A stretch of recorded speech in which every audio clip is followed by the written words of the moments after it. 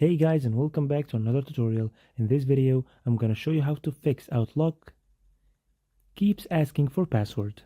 So let's go, but before we start, don't forget to hit the like and subscribe buttons to watch all the upcoming videos. And let's dive in. So if this message keeps showing randomly, all you need to do is to follow my steps.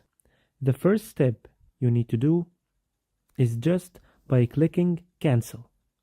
If you click cancel, this should close the login prompt without you need to enter your account password.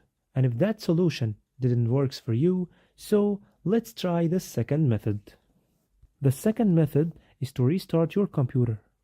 Maybe there is a temporary bug or something, and the problem may be solved after restarting your computer.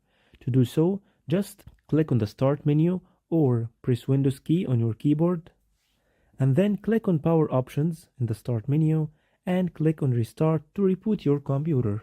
Hope this solved your problem, but if it didn't work, we have to check your credentials, as maybe you are trying to put an expired password, so just try to remember the correct one and try updating your password in the Credential Manager or within the Outlook if you recently changed your password. The fourth method is to clear cached passwords.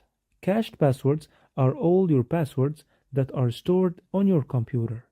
This makes it easier for you to log in seamlessly without typing your password. So to do so, just open the Start menu and then go to your Control panel.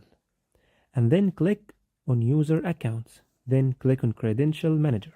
As you can see, here are my generic credentials.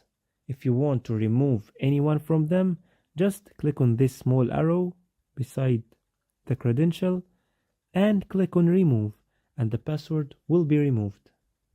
So that's how you can fix Outlook keeps asking for password. If you found this video useful, don't forget to hit the like and subscribe buttons to watch all the upcoming videos. And goodbye.